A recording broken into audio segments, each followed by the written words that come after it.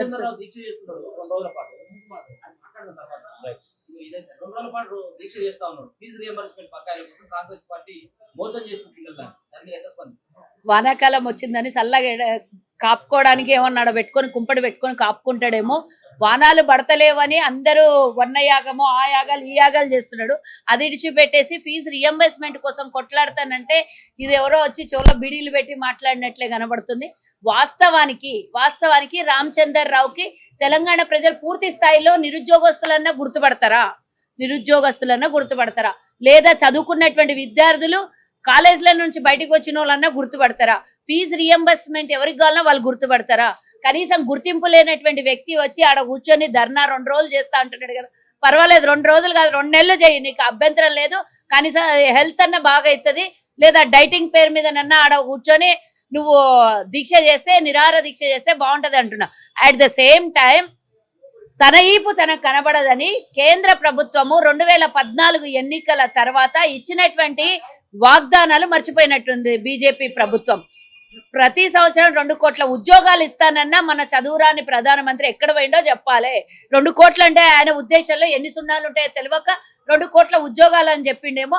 ఆ లెక్కన ప్రకారం ఆయన ఏ రకంగానన్నా చెప్పని ఒక ప్రధానమంత్రి మాట్లాడిన ప్రతి మాటని అథెంటిక్ అవుతుంది. ఆ అథెంటిక్ ప్రకారమే మేము దావా చేస్తున్నాము, ఆ అథెంటిక్ ప్రకారమే మేము డిమాండ్ చేస్తున్నాము. మా ప్రభుత్వము ఫీజు రియంబర్స్మెంట్ ఇయ్యలేదు అనేది ఏ విధంగా అయితే మీరు కొట్లాడుతున్నారో ప్రధానమంత్రి మాట్లాడినటువంటి మాటలు అథెంటిక్ గా తీసుకొని 12 సంవత్సరాలు దాటిపోయింది. 13వ సంవత్సరంలో అడుగు పెడుతున్నటువంటి కేంద్ర ప్రభుత్వము, 3వసారి అధికారంలోకి వచ్చినటువంటి కేంద్ర ప్రభుత్వము ఇప్పటి వరకు 2 కోట్ల ఉద్యోగాలు ఇంటూ 13 సంవత్సరాలు 26 కోట్ల ఉద్యోగాలు భారతదేశానికి రావాలి. అందులో 29 రాష్ట్రాలు కాంటినెంటల్ ఇవన్నీ కలిపితే మా తెలంగాణకు రావాల్సినటువంటి వాటా తీసుకొని రా. పదానికి దమ్ముంటే కేంద్రం మీద అందరం కూర్చొని కేంద్రం నడిబొడ్డులో జంతర్ మంతర్ దగ్గర కూర్చుందాం, దీక్ష చేద్దాం. నా తెలంగాణ వాటా 26 కోట్ల ఉద్యోగాలలో నా తెలంగాణ ఉద్యోగస్తులకు వాటా కావాలి.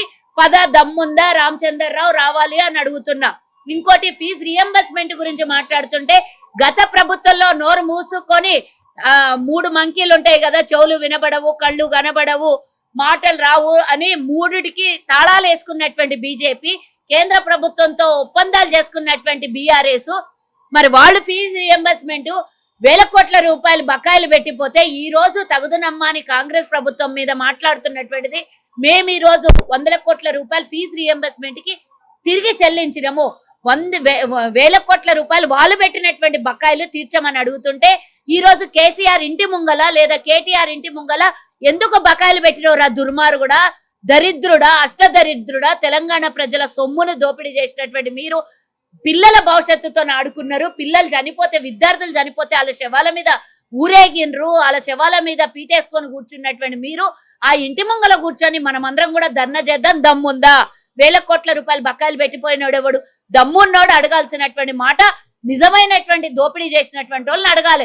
రేవంత్ రెడ్డి మీద టార్గెట్ చేద్దాము, పదే ఏదో మాట్లాడదాము, ఉనికి లేదు, ఉనికిని తెచ్చుకుందాము, ధర్నా చౌక్ దగ్గర కూర్చుంటే రామచందర్ రావుని 4 గుర్తుపడతారు అనుకుంటే ఇది అవివేకమే. నువ్వు ఫీజు రియంబర్స్మెంట్ గురించి మాట్లాడేటప్పుడు కేంద్రంలో మీరు విద్యా సంస్థలు 80,000 పాఠశాలలు మూసుకొని పోయినాయి. కనీసం ఎవరికి కూడా అసలు అంతు చిక్కనట్టుగా రేట్లను పెంచేస్తున్నారు ప్రతి కాలేజీలు, యూనివర్సిటీలు. దాని మీద కట్టడి చేయలేదు. లేదా ఇన్ని విద్యా సంస్థలు మూసుకొని పోయినాయి, దాని మీద మాట్లాడారు. ఇవ్వాల్సినటువంటి వాటా రాదు. మరి దీని మీద మాట్లాడితే బాగుంటది కానీ ఫీజు రియంబర్స్మెంట్ మీద మాకు చిత్తశుద్ధి ఉంది. స్వయాన మా ముఖ్యమంత్రి గారే విద్యాశాఖ మంత్రి ఉన్నారు. పూర్తి స్థాయిలో చిత్తశుద్ధి ఉంది. ఎప్పుడు ఇవ్వాలో, ఎవరెవరికి ఇవ్వాలో వారికి తెలుసు. తప్పకుండా ఇస్తారు. రాష్ట్రం అప్పుల పాలు చేసి రూపాయి కూడబెట్టి అన్ని అప్పులు తీరుస్తున్నాం, వడ్డీలు కడుతున్నాం. మాకున్నటువంటి చిత్తశుద్ధి మీకుంటే కేంద్రంతో కట్లాడి తెలంగాణకు రావాల్సిన పూర్తి స్థాయి వాటా తీసుకొని వచ్చిన రోజు రామచందర్ రావు నిజమైనటువంటి బీజేపీ కార్యకర్తనో, బీజేపీ నాయకుడో, బీజేపీ రాష్ట్ర అధ్యక్షుడో అని నేను ఒప్పుకుంటా. అంతవరకు కూడా వీళ్ళు చేసేటటువంటి ఏ పిచ్చి విన్యాసాలైనా వాళ్ళ సొంత లాభాల కోసం తప్పించి ఏది కూడా తెలంగాణ ప్రజలకు గాని భారతదేశం ప్రజలకు గాని ఉపయోగపడనటువంటి విషయం. ఈ సర్కార్ 5 ఏళ్ల పాటు ఉండేటట్టుగా లేదు, అవినీతితో అంతర్గత పుల్లాడుతుంది, ఆగమాగం అవుతుంది అనేది ఇదే రామచంద్ర రావు స్టేట్మెంట్ ఇవ్వడం. అంటే మొన్నటిదాకా కేటీఆర్, కేసీఆర్, బీఆర్ఎస్ పాట అది. ఆ తర్వాత ఇప్పుడు బీజేపీ. అంటే వీళ్ళిద్దరూ ఒక అరలో 2 కత్తులు ఇమిడినాయి. శరీరాలు వేరైనా ఆత్మలు ఒకటే కాబట్టి వాళ్ళిద్దరి మాట ఒకటే ఉంటది. ఎప్పుడు ప్రభుత్వాన్ని కూల్చేద్దామా, వాళ్ళకి అలవాటు ఉన్న పనే కదా. ఎప్పుడు ప్రభుత్వాలు అన్ని రాష్ట్రాలలో ప్రభుత్వాన్ని కూల్చేసారు. ఈడ వద్దామేమో ఈడ చేద్దామేమో అంటారు. కానీ ఇది తెలంగాణ బిడ్డ. ఎవడన్నా ఈడ నక్రాలు చేస్తే ఇది రేవంత్ అన్న పరిపాలన.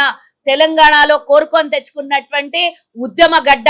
ఈ జోలికి గాని ఈ ప్రభుత్వం జాలికి గాని ఎవడన్నా వెధవేషాలు, మాకు అంతర్గతంగా ఎన్నెన్న పోరాటాలు ఉండొచ్చు కానీ అందరు కలిసికట్టుగానే పనిచేస్తారు. మీరు ఏదో ఊడిపోయే ప్రభుత్వం ఏర్పడిన వారం రోజులకే బీఆర్ఎస్ వాళ్ళు కుక్కవాగుడు వాగినట్ల మీరు వచ్చి 3 సంవత్సరాలకి ఇప్పుడు ఏదో వాగుతుంటే ఇవన్నీ ఏమి పప్పులు ఉడుకో. మీరు ఏం చేసినా వచ్చేది నెక్స్ట్ మాదే ప్రభుత్వం. ఇప్పుడు పూర్తి స్థాయిలో 5 ఏళ్లు పనిచేసేది మాదే ప్రభుత్వం. రేపు డీలిమిటేషన్ అయిన తర్వాత జమిలీ ఎన్నికలు వస్తే ఇంకో ఏడాది పెరిగితే కూడా అప్పుడు కూడా మాదే ప్రభుత్వం. నీకెందుకు ఆ బాధ? సస్పెండ్ చేస్తారా లేకపోతే పార్టీ చర్చిస్తుందా, పార్టీకి ఆమె ఏం చెప్పుకుంటుందా అనేది వచ్చి చెప్పుకుంటది. అందరితో పాటు తనకు కూడా నోటీసులు పోయినాయి. నేను నా డిమాండ్లలో మీ ఏమున్నాయో మీరు చూడాలి. అమ్మాయికి క్షమాపణలు చెప్పమన్నాం, మిగతాదంతా అధిష్టానం చూసుకుంటది, అధిష్టానం మాట్లాడుతుంది. దానికి పెద్ద స్థాయి రాష్ట్ర స్థాయి పిసిసి ఉంది, ముఖ్యమంత్రి ఉన్నాడు, ఆ తర్వాత ఏఐసిసి ఉంది, ఏఐసిసి ఇన్ఛార్జీలు ఇక్కడ ఉన్నారు, మీనాక్షి నటరాజన్ గారు ఉన్నారు. చాలా మంది వ్యవహారం పెద్దగా ఉంది. తనకు పిలిపించి ముఖ్యమంత్రి వచ్చిన తర్వాత మాట్లాడుతా అన్నది. వచ్చిన తర్వాత ఆ వ్యవహారం ఏమైందో మళ్ళీ తర్వాత అడిగితే చెప్తాం. పర్వాలేదు, మేము పార్టీ ఇచ్చిన గైడ్ లైన్స్లలో ఒకటి గుర్తుంచుకోవాలి. కల్వ సుజాత అనే వ్యక్తి పార్టీ గైడ్ లైన్స్లలో పనిచేస్తారు. పార్టీ నాయకులకు గాని, పార్టీకి గాని, ప్రభుత్వానికి గాని, మా నాయకుల మీద గాని ఎలాంటిదైనా వాళ్ళ మీద ఆరోపణలు చేసినా, వాళ్ళ మీద ఆరోపణలు వేరే, వాళ్ళకి ఎవరన్నా ఏమన్నా అంటే మాత్రం ఊరుకోదనేది అందరికి తెలిసినటువంటి విషయం. అందులో భాగంగానే నేను కొండా సురేఖ గారిని నేను తిట్టలేదు. కొండా సురేఖ గారి బిడ్డ ఎవరైతే సుష్మితా పాటిల్ ఉందో ఆమె పోయి బహిరంగ సభలో ముఖ్యమంత్రి గారిని అవమానించినందుకు డెఫినెట్ గా ఒక మహిళగా ఇంకొక మహిళని నేను కించపరచదలుచుకోలేదు. అందులో మంత్రిగా ఉన్నటువంటి కొండా సురేఖ మీద అపారమైనటువంటి గౌరవం నాకున్నది. నా డిమాండ్ అల్లా ఆమె మీద ఉన్నది. ఆమె వచ్చి తల్లి బిడ్డ లాస్ట్ టైం ముఖ్యమంత్రికి ఏ విధంగా అయితే క్షమాపణ చెప్పిండ్రో అప్పుడు తన బాధ్యత వహించింది. ఇప్పుడు కూడా తనే బాధ్యతను వహించి తప్పకుండా ఈ సమస్యకి పరిష్కారం చేసుకోవాలనేదే మాది. కానీ ఆమెను సస్పెండ్ చేయాలా, ఆమెను తీసేయాలా అనేటంత పెద్దదాన్ని నేను కాదు. నా పార్టీ నాకు 7 వరకు లైన్ ఇస్తుంది, 6 వరకే మాట్లాడు.